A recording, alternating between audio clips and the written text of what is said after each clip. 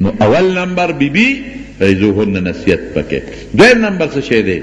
واهجروهن فی المضاجع. معمولی خبره ده، کوټه کې ځان جدا کا، لږ روانه وکا. او بیا دریم نمبر چې ډیره خطرناکه نو خیر کوټه هم بیلولی شي، خو طلاق به نه ورکوي. او که په دیم کارو نشو، ښځه ډیره خطرناکه ده، نو بیا څه شی دی؟ وضربوهن بیا وهلم شي.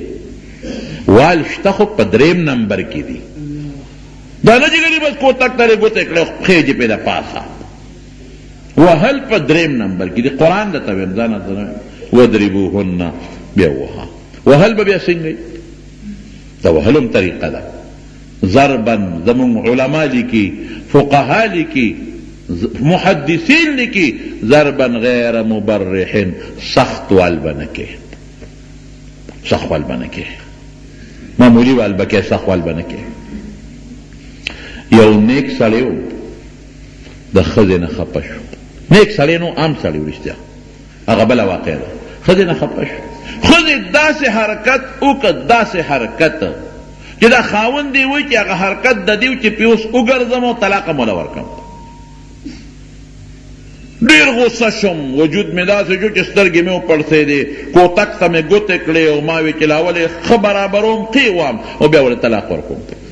بیا مې اړله فوراً رالل چې دا ښځه خو د خدای بنده دی. ما وې چې ښځې کار خو دونه غلط وکړو چې ړه مې غواړي چې در باندې د پاسه وګرځم په دا کوتک دې ډډې په ډډې واړو او طلاق هم درله درکړم. خو د خدای بندې د خدای الله پیدا کړې، نو د خدای د مخه مې معاف کړې. د خدای بندې دا ګناهګار سړی مړ شو، چا په خوب کې ولید، وی الله د سره څه وکړل؟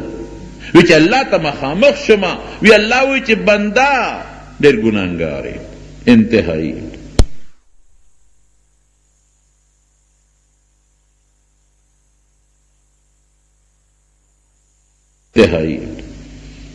او فیصله ستا متعلق د انصاف دا ده چې دوزخ ته دې وغورځوم او ډرو دې نه باسم او ښه سزا درله درکړم. خو یو نیک ایمان هغه د ښځې خبره یېره وه، یو کار دې کړی دی په هغې دې جنت ته لېږم. الله څه مې کړي دي؟ یو وخت کې یو ستا ښځې لانجه راغله او ته ورته دا غلطي د هغې وه او ته دونه غصه شوې هغې ته چې تا وې چې په دې کوتک دې ښه وامه او طلاق هم در کوم. خو بیا دې ورته وایي چې ته د خدای بندی نو معاف کوم دی. نو بنده تم زما بندی زما معاف کړی، دا زما بنده معاف کړی دی، زما د بندګۍ د وجې نه دې معاف کړی دی، نو تم زما بندی ما معاف کړی. وګوره ورته اوس معافي به کې. یو ښځه وه، خاوند یې چې و نو هغه انتهایی بد شکله و او ښځه انتهایی خشته و.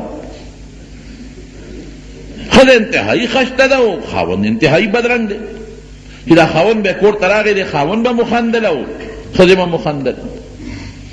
دا ښځه دی خاوند ته وایي ته به هم جنت ته ځو، زه به هم جنت ته ځم، دواړه به جنت ته ځو. نو دا خاوند ورته وایي ولې به جنت ته ځو؟ وی چې ته ما ته وګورې نو ولې خاندې؟ وی د خدای شکر ادا کړم چې خدای دومره ښایسته ښځه در راکړې ده، د خدای شکر ادا کړم نو ما له خندا راشي. وی ښه نو ته چې ما ته وګورې زه ښکل یم نو ته به ما د خدای شکر ادا کړې. او چې زه تا ته وګورم ویم چې خدای داسې بد شکله خاوند دې راکړی نو صبر وکړم، خدای داسې بد شکله خاوند دې راکړی دی نو څه وکړم؟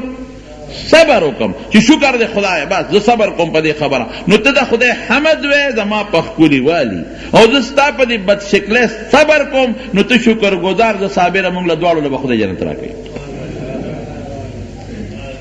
اوس که ښځې نه څه غلطي وشي صبر کوه، جنت به درکوي. خاوند نه خشته نه دې ښکلی نه دې غلطي وشي ښځه دې صبر کوي، جنت به ورکوي. او یا دې یو بل سره شکریه ادا کوي. خاوند سم کار وکړي وی الحمدلله، ښځه سم کار وکړي وی الحمدلله، ٹھیک شو. صبر بکے ښکلی ژوند به تیرے. نبی علیہ السلام فرمائی چې خیرکم خیرکم لأهله، تاسو کې بهترین انسان هغه دی چې د ښځو بچو سره خي.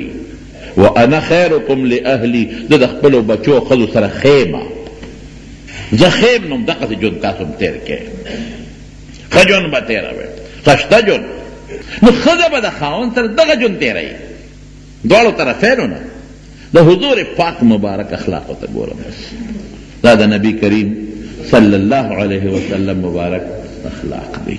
د خوی دی په کور کې دننه بیبیانو سره ښکلی ژوند، اولاد سره لور سره خشته ژوند. بیبي فاطمه رضی الله تعالی عنها چې به کله راله حضور پاک به ورته پاڅېده، په تندي به یې ښکل کړه، ځان سره به یې کېنوله، او چې کله به دې ورکره لاړه نو ابه ورته پاڅېده، او کله به نن پاڅېد مه پاڅې بیا به نن پاڅېده. زمانو دا د نبی علیه السلام مبارک اخلاق دی. بیبي عایشې صدیقې اوبه څکلې اوبه، او حضور پاک راغی، بی عایشې چې اوبه دنه پاتې شي ماله راوړه. اوس به خاوند به داسې وکړي چې ښځې ته وایي اوبه پاتې شي ماله راوړه، چې اوبه پاتې شي ولې راوړه، ته مردارې دا څښا شونډې دي نیولې دي، لوښې دي ګندکه او له اوس ماله یې راوړې، ورچه چوړه کوي دا زمونږ خوی دی، دا زمونږ خوی دی. هغه چې اوبه پاتې شي ماله راوړه متو یوه ولې راوړئ. وی عایشې شونډې دې په کوم ځای پرتې وې؟ وی صاحب په دې ځای. حضور پاک د بیبي عایشې د شونډو په ځای خپلې شونډې مبارکې کېښودې او بې وڅکلې. ته ښځې سره دا وکړه چې دنه قربانېږي او که نه؟ نو ته ښځه کنځې، نو پلار کنځه، نو مور غریبه وله کنځې، نو قوم وله کنځې، نو ځای دې پکې د والو پرېښې هم نه دی، نه به ستا څه قدر وکړي. ظاهر کې به دې قدر کړه بیا درته خوټ کېږي. نو فضربوهن دا ډېره لوسته مرتبه ده، ضربا غیر مبرحن، سخت وال به نه کې. حضور پاک په ژوند کې شمایل د ترمذي کې راځي ما ضرب امرأة ولا خادما قط، نه چې ته نوکر والې د خادم غلام او نه بیبي والې ده. په دې اخلاقو باندې به سمېږي ښځه، په والو ټکولو نه شي سمولی. او ضربا غیر مبرحن، سخت وال به هم نه کې. او شاملي کړي دي فقهاو چې د ډول په ځای به هم وال نه کې، د ښځې د ډول په ځای وال منه دي، په مخ به ښځه نه وی، دا د ډول ځای. بلکې اذا ضربتم فاجتنبوا الوجه، سپی او خر او غویم په مخ وال منه دي، په مخ به نه وی، د ډول ځای. دغه به نه وی په دې مرۍ، دا د ډول ځای دی کې ګلبند اچوي. په سینه به نه وی، دا د ډول ځای دی په دې کې امیل اچوي. په سر به نه وی، دا هم ډول یې ساتي ښځه که نه، لږ پکې اچوي ګومنځوي. په دې لاسونو په دې لیچو په دې ګوتو به نه وی، دې کې برلې اچوي که نه، ګوتې پکې اچوي. لاندې خپو باندې به نه وی، پازیب پکې اچوي. نو ما له تعلق چې کړوډې وي په کوم ځای ووو او که نه، په دې دغه ځای مه وانو په کوم ځای ووو. ما وی لکه داسې کار دی چې پوټې نه غوندې ډپه دې شاور کوه نو ذنبا غیر مبرح، نو سخت وال منه دي. نو ښځې خو والو له نري پیدا کړم. یو مثال درکړم، ستا لور په یو سړي واده ده او هغې وایي ته به خفه کېږې او که نه، نو ته پردی لور ولې وې. ستا خور په بل واده ده او سره ظلم کوي وهي یې، نو ته خفه کېږې که نه خفه کېږې، نو ته پردی خور ولې وې. یاره ښځه څوکم ورسره مولوي صاحب څوکم نه سمېږي، روانه ده. نو پیغمبر مبارک فرمایي د پختې نه پیدا ده، د دې ګسې پختې نه بره نه پیدا ده، دا کږه ده په ټولو پښتو کې. نو بخاري شریف کې حدیث دی، نو پختې نیغولی نه شي که نیغی ماتېږي به، نو ښځه نیغولی نه شي، روانې به پکې خامخی، او که نیغی طلاق به ورکړي، کثرتها طلاقها. نو مونږ الحمدلله د ما په دې خبره خو رسېدی که نه، مونږ د حضور پاک مبارک امتیان یو، ټیک ده. د هغه د محبت او د عقیدت او د عشق دعوه لرو، ټیک ده. د هغه بیبیانې د حضور پاک داسې وي چې داسې به په دنیا کې ته پیدا نه کړي، ټیک ده خبره. او څومره ښکلې ګزاره یې ورسره کړې ده د اخلاقو کور کې دننه. نو مونږ به هم د خپل کور بیبیانو ښځو سره هشته ښکلې اخلاق تېروو. دا نیت به هم دی چې مونږ د نبي سم تابعداري کوو، او د هغې په غلطو، د هغې په لغزشاتو، د هغې په زلاتو او د هغې په بعضې څیزونو باندې به چشمپوشي کوو او عفو به کوو، ژوند به ښکلې تېرېږي. الله دې مونږ کې د حضور پاک مبارک په شان د ښایسته اخلاق پیدا کړي، او رب العالمین دې زمونږ د دنیا او د آخر خیر او برکت نصیب کړي. رب ذوالجلاله څومره دوستان چې دلته راغلي دي مانځله ډېر لرې لرې ځای نه مېلمانه راځي، الله په یو یو قدم ولا اجرونه ورکړي، د دنیا او د آخر خیر نصیب کړي، د دنیا او د آخر د شرونو او فسادونو نه یې وساتې.